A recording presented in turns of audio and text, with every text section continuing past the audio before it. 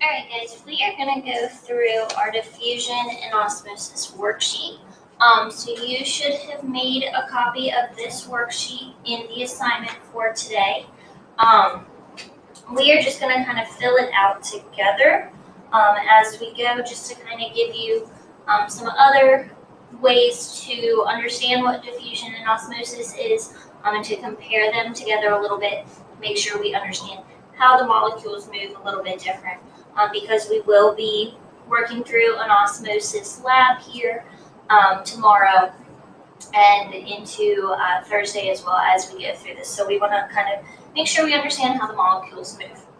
So our first situation is, our first question set is what we're going to do is write diffusion or osmosis in the boxes to distinguish what each one of these examples are, okay? So our first one, the student sitting next to you just came from gym class and forgot to shower, and you can tell. So that smell, those molecules are moving throughout the air and spreading out. This would be an example of diffusion.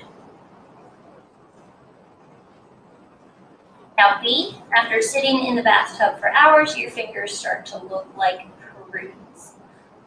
This is when, like, even if you're in the swimming pool too, not just the bathtub, but when your fingers start to get like really wrinkly and soft and like they kind of puff up and get a little swollen, this is an example of osmosis. So osmosis deals more with water and how it moves. Diffusion is just kind of like the spreading of other types of molecules, and it can even be in the air. C, the girl sitting 2 rows ahead of you put on too much perfume this morning. This is diffusion. D, one way to get rid of slugs in your garden is to sprinkle salt on them so they shrivel up. So salt is what we call a solute. So when it like mixes with that water, it makes it really, really salty, but it also absorbs things. So slugs are mainly made out of water. If you put salt on them, they're going to shrink because they're absorbing that water. So this is an example of osmosis.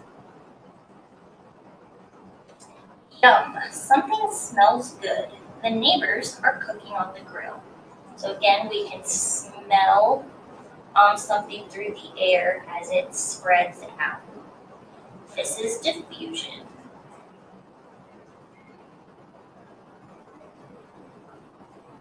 Gargling with salt water when you have a sore throat causes your swollen throat cells to shrink and feel better.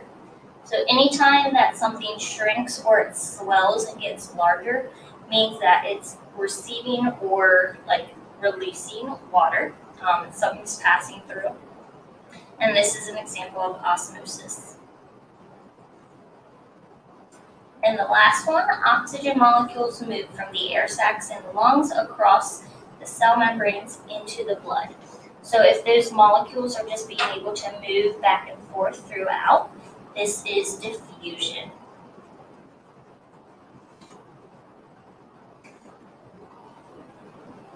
All right, so moving on to question 2. State which direction the molecules will be moving in diffusion for the 2 examples pictured. Remember, in diffusion, molecules move from a high to low concentration. So with this, those molecules, in example A, the high concentration is within the cell, which is that box, and the low concentration is out. So think about how those molecules would move. And in example B, the high concentration, or where more molecules are found, is outside of the cells, and the low concentration is in the cells. So think about how those molecules might move. And then go ahead and type in what you think. So for example A, because we're moving from a high to low concentration, molecules will move from inside the cell to outside the cell. To balance that out, there's that high concentration inside, it's going to move outside.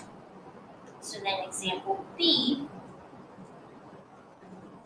molecules will move from outside the cell to inside. Because that low concentration is inside, so they're going to move into the cell and pass through that cell membrane to balance out.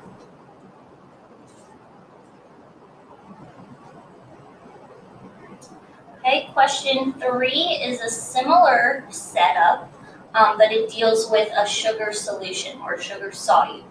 Now, we're assuming that sugar can pass in and out of the cell.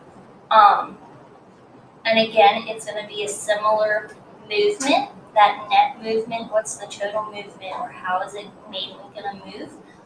Again, remember, it goes from a high concentration to a low concentration. So in this case, a high concentration is where you're going to have more sugar and less of that water, and the low concentration is where you have more water and less sugar. So type in what you think, and then we'll go over what the answers are.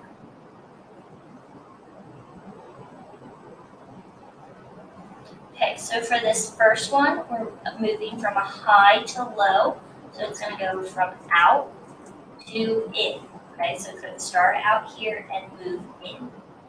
For the second one, it's going to start in and move out. We have our 3% sugar moving to the lower concentration of 1% sugar. Then for this last one, both of them are 1%. So there's no change.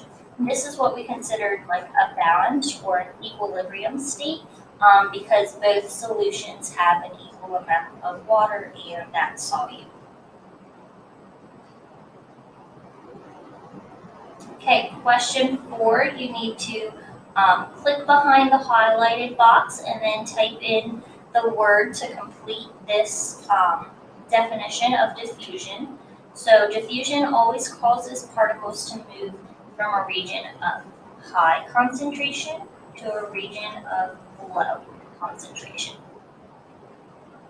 Now, does a cell use energy or molecules to diffuse in or out of a cell? Why? Take a couple minutes to type in your answer, and then we will go over it.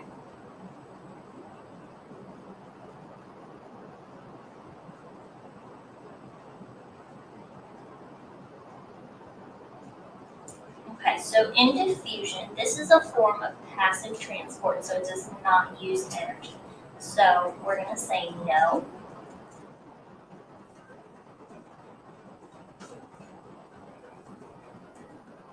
Diffusion is a type of passive transport, so it does not use energy.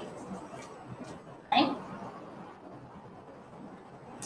Now, our last section here, we're going to complete the table by writing whether or not the solutes, which is those particles in the solution, what it's mixed with, and the water move inside or outside of the cell.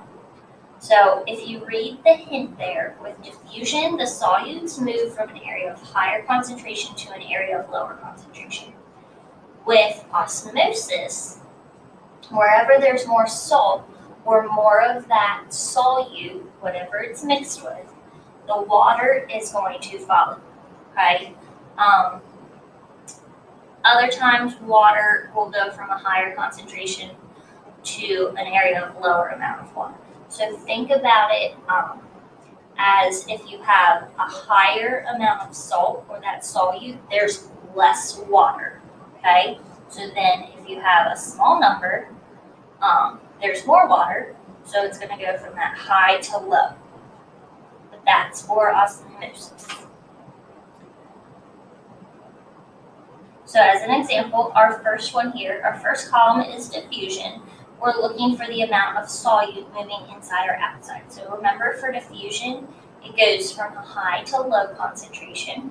So our extracellular fluid is outside the cell.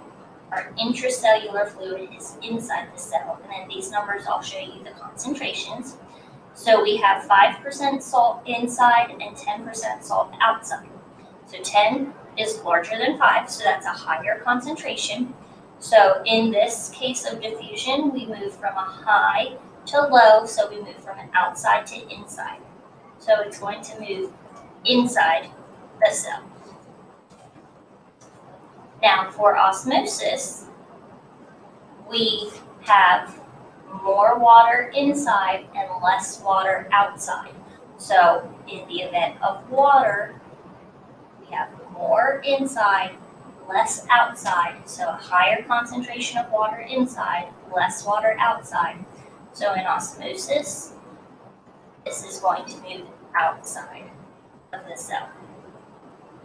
Now for our second example here, we have 10% salt inside E and 10% salt outside. So there is no change for diffusion and no change for osmosis. Both of them are balanced. Okay? Take a couple minutes and see if you can go through these last few ones, and then we'll go over them.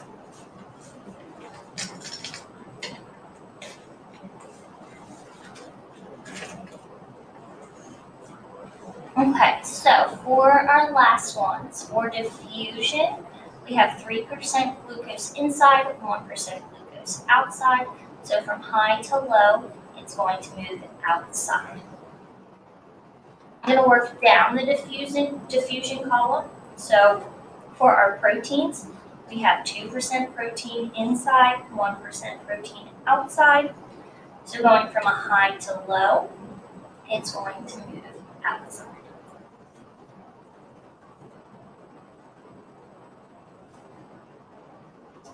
Okay, our next one, we have 9% salt inside and 9% salt outside, so there is no change. And then our last one, there's 13% water inside, 25% water outside, so this is going to move inside the cell because there's more water outside and less inside. Okay, going up to the osmosis table. Again, 3% glucose means there's less water inside, more water outside. So this is going to come in. Okay, it's going to go from that high concentration of water to the low concentration of water. For the protein, again, we have 2% protein inside, which means there's less water, and only 1% protein outside, which means there's more water. So from the higher concentration of water to the lower concentration of water, it's going to move inside. Now this 9% salt inside and outside of the cell, just like diffusion, is going to produce no change for osmosis because it's balanced. And then our last one, we have more water outside, less water inside. So from a high to low, this is going to move inside. Okay, once you have this finished, please make sure you submit it. And then if you haven't already done the Ed puzzle for today, the Osmosis Ed puzzle, make sure you do that as well. If you have any questions, please